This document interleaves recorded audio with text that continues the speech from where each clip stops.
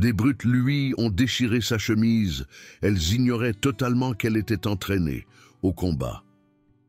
Léa Dubois adossa son dos contre le métal froid de son casier, observant le couloir du lycée Victor Hugo se vider, tandis que les élèves se précipitaient vers leur prochain cours. Elle était petite pour son âge, à peine 1,50 m, avec une silhouette fine qui la faisait paraître fragile. Ses cheveux châtains foncés pendaient comme un rideau autour de son visage, ce qu'elle préférait car cela l'aidait à se fondre dans le décor. Déménagée en région parisienne depuis un petit village en Bretagne il y a 3 mois, avait été suffisamment difficile, sans le fardeau supplémentaire d'être la nouvelle qui avait l'air différente de la plupart de ses camarades de classe. Les néons bourdonnaient au-dessus de sa tête, tandis qu'elle rassemblait son manuel de chimie, essayant d'ignorer les chuchotements et les regards qui la suivaient partout où elle allait. Être l'une des rares élèves d'origine maghrébine dans ce lycée majoritairement blanc faisait d'elle une cible facile, et elle avait vite appris que baisser la tête était la stratégie la plus sûre. Ce que ses camarades de classe ignoraient, c'est que chez elle, elle avait passé 6 ans à s'entraîner au Krav Maga et aux arts martiaux mixtes avec son père, un ancien militaire qui avait insisté pour qu'elle apprenne à se défendre. Mais ici, elle avait pris la décision consciente de cacher cette partie d'elle-même, espérant éviter les ennuis et simplement terminer sa terminale. « Tiens, regarde ce qu'on a là !» vint une voix qui lui noua l'estomac. Léa se tourna pour voir Maxime Lemaire s'approcher avec sa démarche arrogante habituelle, flanqué de ses 2 fidèles suiveurs. Maxime était tout ce qu'elle n'était pas. Grand, blond et confiant d'une manière qui ne venait que d'une vie de privilège. Son père possédait la moitié des entreprises de la ville, et Maxime se comportait comme s'il possédait le lycée aussi. Derrière lui marchait Théo Garnier, un joueur de rugby trapu avec des yeux méchants et un rictus permanent, et Chloé Martin, une fille dont la beauté n'avait d'égal que sa cruauté. Les 3 avaient rendu la vie de Léa misérable depuis son premier jour au lycée Victor Hugo, et elle pouvait voir dans leurs expressions qu'aujourd'hui ne serait pas différent. « Tu te traînes un peu aujourd'hui, non ?» dit Maxime, la heurtant délibérément à l'épaule en passant. L'impact fit tomber ses livres au sol, les pages s'éparpillant sur le linoléum poli. « Oups, désolé pour ça. » Léa s'agenouilla pour ramasser ses papiers, la mâchoire serrée alors qu'elle luttait contre l'envie de riposter. Elle pourrait facilement les mettre tous les 3 à terre, mais les mots de son père résonnaient dans son esprit.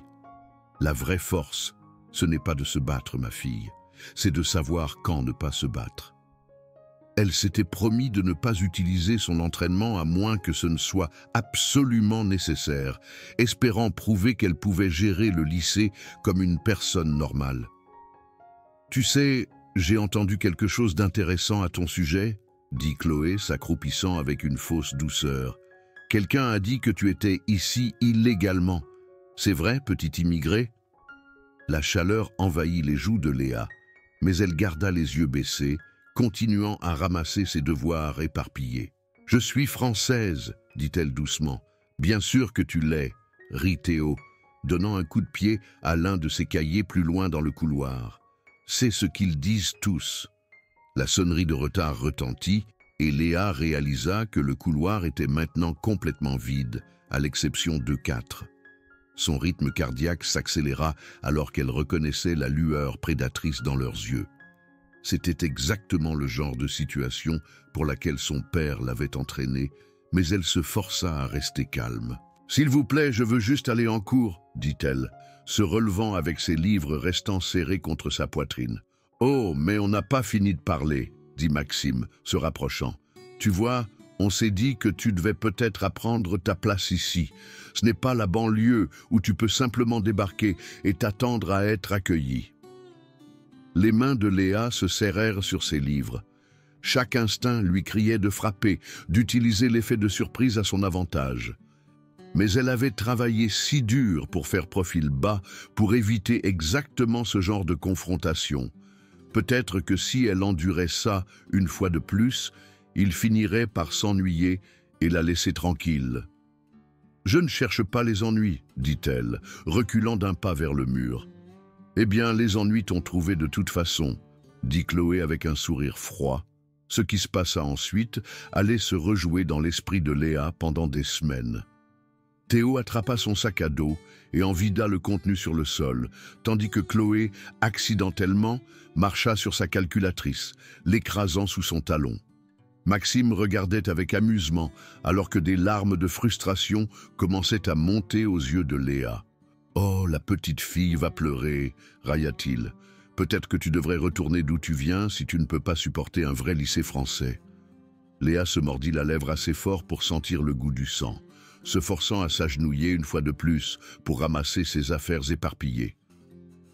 Elle pouvait les sentir l'observer, se nourrissant de son humiliation, mais elle refusait de leur donner la satisfaction de l'avoir craqué complètement. Ce schéma se poursuivit pendant des semaines. Chaque jour apportait de nouvelles humiliations, de nouvelles façons pour Maxime et ses amis de lui rappeler qu'elle n'avait pas sa place ici. Ils accidentellement renversaient des boissons sur elle à la cantine, la faisaient trébucher dans les couloirs et faisaient des commentaires bruyants sur le renvoi au pays chaque fois qu'elle passait. Les professeurs semblaient détourner le regard, soit trop occupés, soit trop mal à l'aise pour intervenir lorsque le harcèlement se produisait juste devant eux. Le pire était de regarder les réactions des autres élèves. Certains avaient l'air mal à l'aise mais ne disaient rien, tandis que d'autres semblaient apprécier le spectacle. Léa commença à comprendre que dans leur silence, ils étaient tous complices de ce qui lui arrivait. Un matin de début novembre, Léa arriva au lycée pour découvrir quelque chose qui fit battre son cœur pour une raison totalement différente. Il s'appelait Antoine Morel et il était le genre de personne qui illuminait une pièce juste en y entrant. Il était grand et sportif, avec des yeux gentils et un sourire facile qui mettait tout le monde à l'aise. Quand il s'est présenté dans leur cours de français, Léa ressentit quelque chose qu'elle n'avait pas ressenti depuis des mois. De l'espoir. « Tu es Léa, c'est ça ?» dit-il après le cours, se mettant à côté d'elle alors qu'il marchait vers la cantine. « Je suis Antoine. Je viens d'arriver de Lyon. » Elle hocha la tête, ne faisant pas confiance à sa voix. Antoine était tout ce dont elle avait rêvé, beau, drôle et sincèrement intéressé à la connaître. Pour la première fois depuis son arrivée au lycée Victor Hugo, elle sentit qu'elle pourrait peut-être vivre une expérience d'adolescente normale. « Tu veux qu'on s'assoie ensemble à la cantine ?» demanda-t-il, et le cœur de Léa s'envola. Ils trouvèrent une table tranquille dans un coin de la cantine, loin du chaos habituel. Antoine était facile à aborder, partageant des histoires sur son ancien lycée et lui posant des questions sur sa vie en Bretagne. Pendant 45 minutes, Léa oublia Maxime et ses amis, perdus dans une conversation avec quelqu'un qui semblait réellement apprécier ses pensées et ses opinions. « Alors, qu'est-ce que tu aimes faire pour t'amuser ?» demanda Antoine, lui volant une frite de son plateau avec un sourire. « Avant, je m'entraînais aux arts martiaux, » dit-elle sans réfléchir, puis le regretta immédiatement. Elle avait réussi à garder cette partie de sa vie secrète pendant des mois. « Vraiment? C'est génial. Quel genre ?» Du Krav Maga surtout. Un peu d'arts martiaux mixtes aussi. Elle baissa les yeux sur ses mains, craignant qu'il ne la trouve bizarre ou violente. « C'est incroyable. J'ai toujours voulu apprendre la self-défense. Peut-être que tu pourrais m'apprendre un jour ?» Avant qu'elle ne puisse répondre, une ombre se projeta sur leur table. Léa leva les yeux pour voir Maxime debout là, avec son sourire narquois habituel. Théo et Chloé le flanquant comme des gardes du corps. « Tiens, tiens, on dirait que notre petite banlieusarde s'est trouvé un copain », dit Maxime à haute voix, attirant l'attention des tables voisines. « Antoine, c'est ça? Tu devrais faire attention à qui tu fréquentes ici. » L'expression d'Antoine se durcit. « Pardon? Je dis juste, tu as l'air d'un gars bien. Tu ne veux probablement pas te mêler à quelqu'un comme elle. » La voix de Maxime portait à travers la cantine, et Léa sentit la brûlure familière de l'humiliation monter dans son cou. « Quelqu'un comme quoi ?» Antoine se leva, la mâchoire serrée d'une manière qui fit accélérer le pouls de Léa.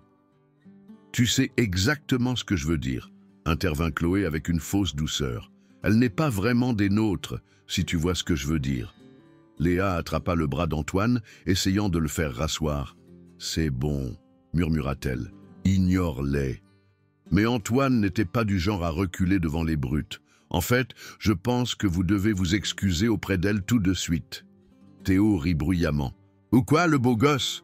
Tu vas nous forcer ?» La cantine était devenue silencieuse, tout le monde regardant la confrontation se dérouler. Léa se sentait piégée, prise entre son désir de protéger Antoine et sa peur d'aggraver la situation pour eux deux. « Pars, s'il te plaît !» supplia-t-elle, mais l'attention d'Antoine était fixée sur Maxime. « Je ne vais nulle part tant que vous ne vous excusez pas d'être des crétins racistes, » dit Antoine fermement. C'est alors que les choses dégénérèrent au-delà de tout ce que Léa avait vécu auparavant. Le masque de cruauté désinvolte de Maxime glissa, révélant quelque chose de beaucoup plus sombre en dessous. Il s'approcha d'Antoine, sa voix baissante à un murmure menaçant qui portait d'une manière ou d'une autre à travers la cantine silencieuse. « Tu veux être un héros? Très bien, mais comprends que ta petite copine ici va payer pour ça plus tard. » La menace planait dans l'air comme un nuage toxique. Léa vit la façon dont les mains d'Antoine se serraient en poing, vit le moment où il réalisa à quel genre de personne il avait affaire. Un professeur finit par s'approcher, interrompant la confrontation avant qu'elle ne devienne physique, mais les dégâts étaient faits. « Ce n'est pas fini, » dit Maxime en s'éloignant, ses yeux fixés sur le visage de Léa. « Pas du tout. » Cet après-midi-là, les craintes de Léa se révélèrent justifiées. Elle quittait son dernier cours quand elle trouva Antoine, qui l'attendait près de son casier, le visage sombre. « Ils m'ont coincé sur le parking, » dit-il sans préambule. « Maxime et ses amis. Ils ont clairement fait comprendre que si je continue à te fréquenter, les choses vont mal tourner. » Le cœur de Léa se serra. « Je suis désolé. Je n'ai jamais voulu que tu sois entraîné là-dedans. » « Et ne t'excuse pas. Tu n'as rien fait de mal. » Antoine tendit la main et prit sa main, en voyant de la chaleur remonter son bras. « Je ne vais pas les laisser m'intimider. Tu ne comprends pas, » dit Léa, retirant sa main. « Ils sont implacables. Ils ne s'arrêteront pas tant qu'ils n'auront pas ce qu'ils veulent. Alors on gérera ça ensemble. » Mais Léa pouvait voir l'incertitude dans ses yeux, la façon dont il jeta un coup d'œil autour du couloir, comme s'il s'attendait à une attaque.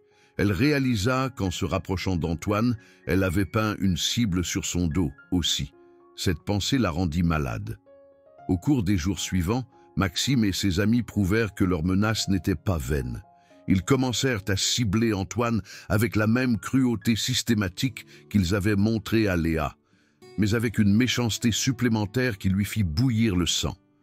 Ils répandirent des rumeurs à son sujet, vandalisèrent son casier et lui rendirent la vie misérable de manière soigneusement calculée pour éviter l'intervention des professeurs. Le point de rupture survint un vendredi après-midi en décembre.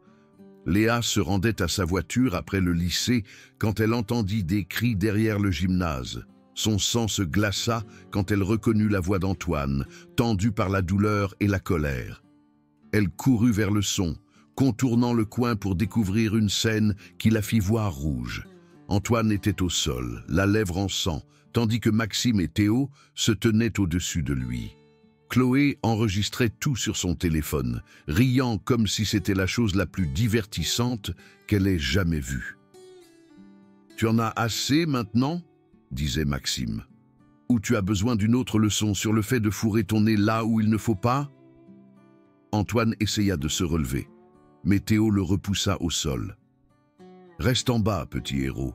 C'est ce qui arrive quand tu n'écoutes pas. » C'est alors qu'ils remarquèrent Léa debout là, figée d'horreur. Le visage de Maxime s'illumina d'un plaisir cruel. « Timing parfait, » dit-il. « Ta copine peut nous regarder finir ce qu'on a commencé. Laissez-le tranquille, » dit Léa, sa voix à peine plus qu'un murmure. « Qu'est-ce que tu as dit ?» cria Chloé d'un ton moqueur. « Parle plus fort, petite souris. J'ai dit laissez-le tranquille. Cette fois, sa voix portait plus de force, bien que ses mains tremblaient. Maxime rit. « Ou quoi? Tu vas appeler ta famille pour venir te sauver? Oh, attends, ils sont probablement trop occupés à se cacher de la police pour aider. » Quelque chose se brisa à l'intérieur de Léa à ce moment-là.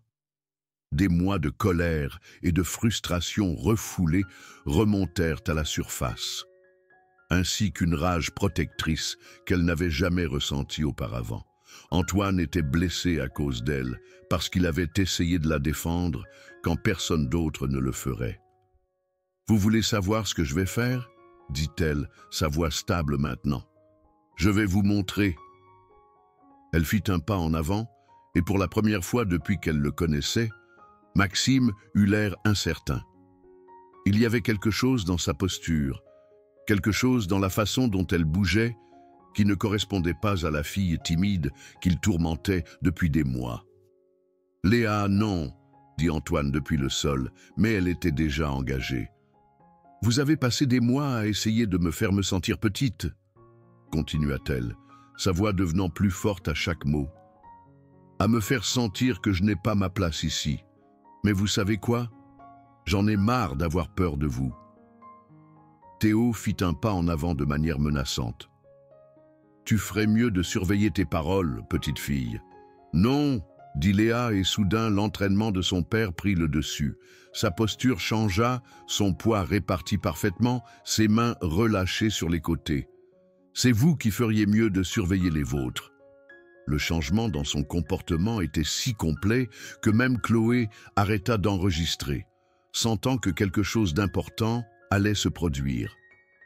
Léa avait passé des mois à cacher sa véritable personnalité, mais maintenant il ne servait plus à rien de faire semblant. « J'ai essayé d'éviter ça, » dit-elle, sa voix calme et contrôlée. « J'ai essayé de faire profil bas et de simplement finir le lycée, mais vous ne pouviez pas vous empêcher, n'est-ce pas ?» Le visage de Maxime rougit de colère. « Tu penses que tu es forte maintenant, juste parce que tu ouvres ta gueule? Je pense que vous êtes sur le point de le découvrir. » Théo bougea en premier, se jetant sur elle avec l'intention évidente de l'attraper et de l'intimider. Mais Léa n'était plus la même fille, effrayée, qui s'était cachée dans les couloirs pendant des mois. Elle esquiva son attaque maladroite avec une grâce fluide, utilisant son propre élan contre lui. Son coude trouva son plexus solaire avec une précision chirurgicale, et Théo tomba à genoux, haletant. Le choc sur les visages de Maxime et Chloé était presque comique. Il n'avait jamais vu Léa bouger comme ça, n'avait jamais imaginé qu'elle possédait une telle compétence et une telle confiance. « C'est impossible, » murmura Chloé, mais Léa se tournait déjà vers Maxime. « À ton tour, » dit-elle simplement. Le visage de Maxime traversa toute une gamme d'émotions, l'incrédulité, la peur et enfin la rage. « Espèce de monstre !» cria-t-il, balançant sauvagement son poing vers sa tête. Léa se baissa sous son coup de poing et répondit par un coup rapide dans ses côtes qui le fit se plier en deux. Des années d'entraînement lui avaient appris exactement où frapper pour causer un impact maximal avec un effort minimal. Elle n'essayait pas de les blesser gravement, juste de leur faire comprendre qu'elle n'était pas sans défense. « Arrête !» hurla Chloé, mais Léa n'écoutait plus. Maxime se redressa, son visage tordu de fureur et de quelque chose d'autre, la peur. Pour la première fois de sa vie, il affrontait quelqu'un qui n'était pas intimidé par sa taille ou sa réputation. Il lança un autre coup de poing, celui-ci plus désespéré que le précédent. Léa attrapa son poignet, le tordit derrière son dos et utilisa une simple technique de levier pour le faire tomber au sol. Le mouvement était si fluide et sans effort qu'il ressemblait à une danse.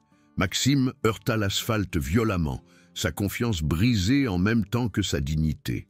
« S'il te plaît, » haleta-t-il, sa voix craquant.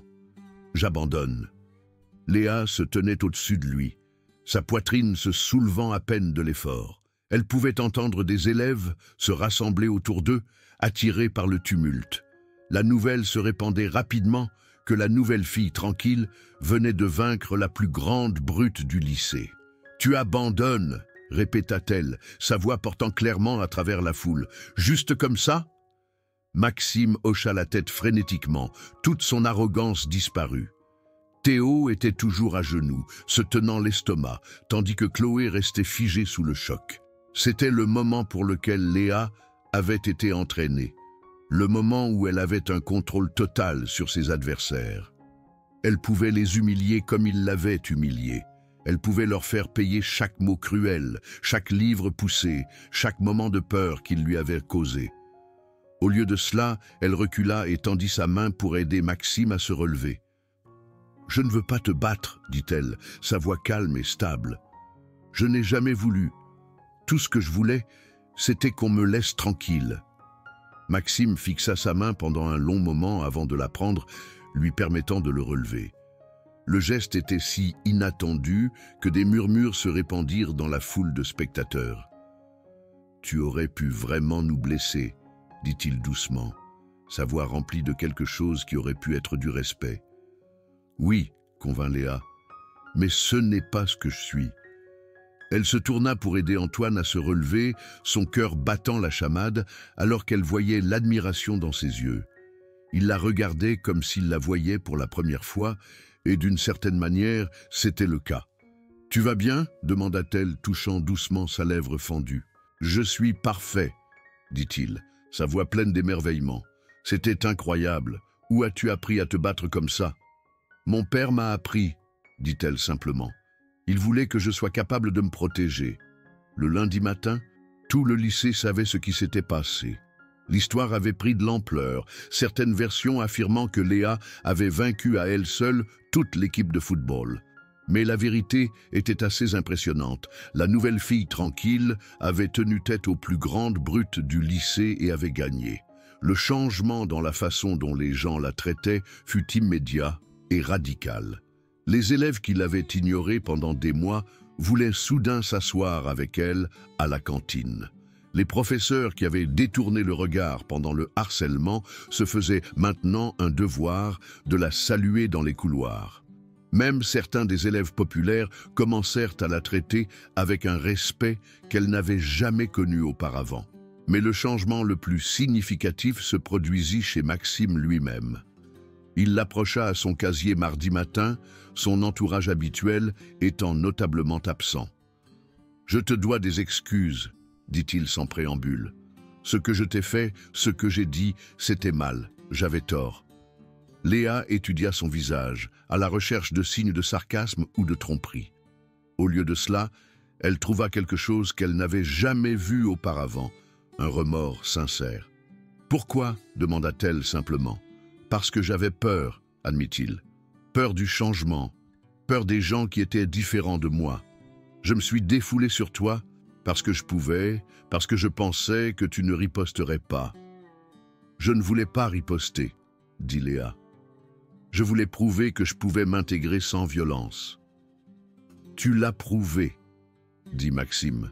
« Tu as prouvé que tu étais meilleur que moi à tous les niveaux. J'aurais juste aimé m'en rendre compte plus tôt. » Il se tourna pour partir, puis s'arrêta. « Pour ce que ça vaut, je suis content que tu sois là.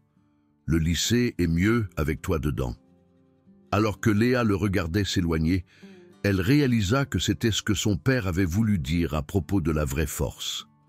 Ce n'était pas la capacité de blesser les autres, c'était la sagesse de savoir quand ne pas le faire, et le courage de défendre ce qui est juste, même lorsque c'était difficile. Antoine apparut à ses côtés, glissant sa main dans la sienne. « Alors, et maintenant ?» demanda-t-il. Léa sourit, se sentant vraiment en paix pour la première fois depuis son arrivée au lycée Victor Hugo. « Maintenant, on est juste nous-mêmes, » dit-elle. « Plus de cachette, plus de peur, juste nous. » En y repensant, elle réalisa que la confrontation avait changé tous ceux qui y étaient impliqués. Maxime avait appris l'humilité, Théo avait découvert que la cruauté avait des conséquences, et Chloé avait vu que les actions avaient un impact réel sur de vraies personnes. Les autres élèves avaient appris que rester les bras croisés pendant que quelqu'un était blessé les rendait complices du mal. Mais le plus important, c'est que Léa avait appris qu'elle n'avait pas à choisir entre être forte et être gentille.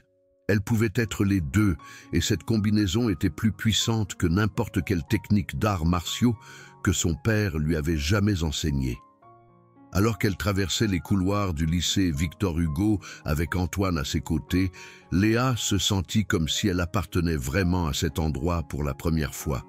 Non pas parce qu'elle avait prouvé qu'elle pouvait se battre, mais parce qu'elle avait prouvé qu'elle pouvait choisir de ne pas se battre quand c'était le plus important.